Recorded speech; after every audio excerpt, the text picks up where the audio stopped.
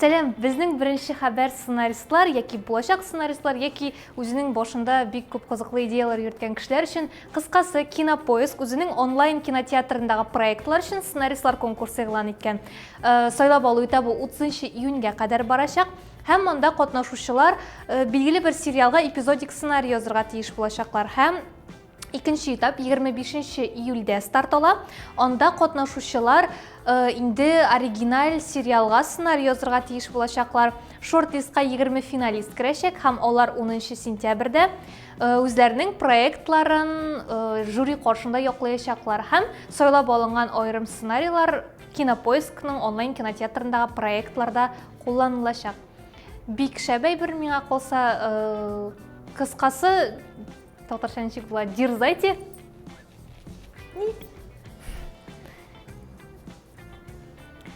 Премьер-министр Михаил Мишустин Фанбет букмекерлык конторасын Россия Федерациясында экономиканы системаобразующий уйышмалар исемлегенә керткән. Әлеге исемлектә 646 уйышма бар, анда күпчелек энергетика өлкәсе, төзелеш һәм авыл хуҗалыгына бәйле уйышмалар кергән. Һәм илдә икътисади спад чорында, ягъни экономик спад чорында әлеге уйышмаларга ярдәм күрсәтелүе каралган дәүләт тарафыннан. Һәм әлеге исемлектә Фанбет та бар.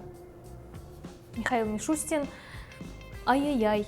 Әмма финанслар министрлыгы әлеге исемлектән Фанбетны алып отырырга тәкъдим иткән. Ни өчен Мишустин аны монда кертергә уйлаган, бөтенләй аңлашылмый. Ул анда бик күп кеше эшли, ставка куючы кешеләрне эшли дип карыйк инде. Шул кешеләрне тәэмин итәргә кирәк, аларга хезмәт хакы түләргә кирәк дигән уйдан чыгып инде ул әле безнең премьер-министр үзе шул тирәдә йөрергә ярата микән? Белмим, просто ставкалар куярга яратадыр. Һәр кешенең үзенә бит инде, үзенчә. Бәлки аның берәр якын кешесе җитәклидер аны. Казан аэропорты янында аягына травма алган бер яшьлек кыр кәҗәсе, русча косуля була инде, тапканнар һәм куркынган жан иясен Свияжсктагы аучылык хуҗалыгына реабилитацияга алып киткәннәр. Венециядагы су каналларына дельфиннар кайтса, безнең аэропорт янына кыр кәҗәләре кайта башлаган. Бәлки алар каяндыр кайтканнардыр. Бу шаярулар искиткеч просто. Безнең журналның, Ялкын журналының алдагы кайсыдыр сонында Бөек Ватан сугышында катнашкан бер ветеранның тарихы язылган, сурәтләнгән язма чыккан иде. Һәм шушы атнада гына безнең редакциягә бер хат килеп төште. Анда бер кыз, бала үзенең авылындагы икенче бер ветеранның тарихын язып җибәргән һәм аны журналда бастыруны сорый. Һәм иң кызыгы, әлеге язма журналда чыккан язманы тулайым кабатлый диярлек аерым даталар һәм урыннарны исәпкә алмаганда. Менә без уйлыйбыз, гади кешеләр генә плагиат белән шөгыльләнә дип әйме.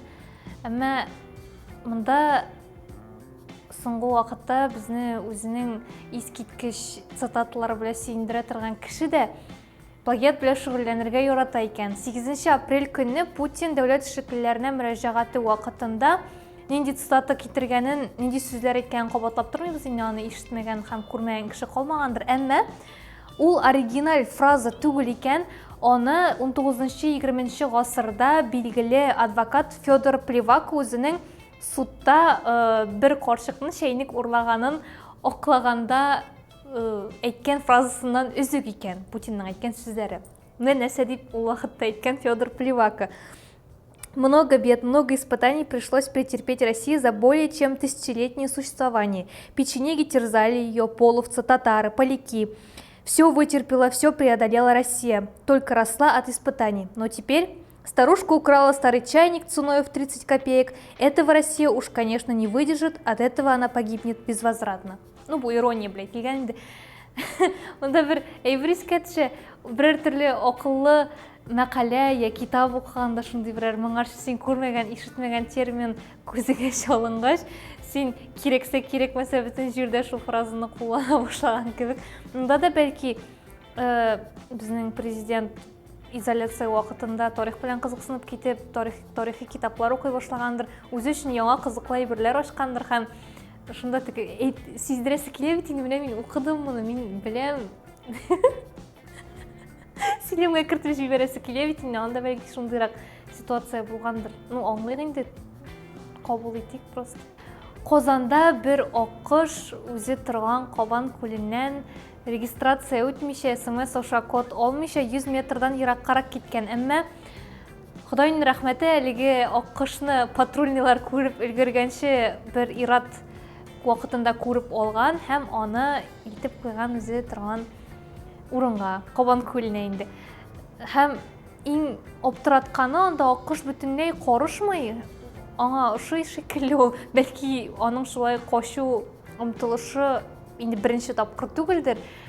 Азыр бит инде кишилер Кобан көлү тиресинде бик жүрмөй турганнардыр, аңа ыктыбар жетмейдир. Аны фотого түшүрүшүлөр жоктур, анын менен сүйлөшүшүлөр жоктур. Ыктыбар керек бит биздин бүтүнүбүзгө да. Тиги кичкене убакыттагы уйнаганда андай иденде я диванда уклап кетесиң да сени әти яни сен уйкой турган бөлмөгө илтип салгандагы кебек инде ул да өзүнүн көтөрүүлөрүн өзү турган жерге илтип салууларын тилейдир белки. Шунун менен биздин бул чыгарылыштагы хабарлар тамам. Менин исмим Гүзел. Сау болуңуз.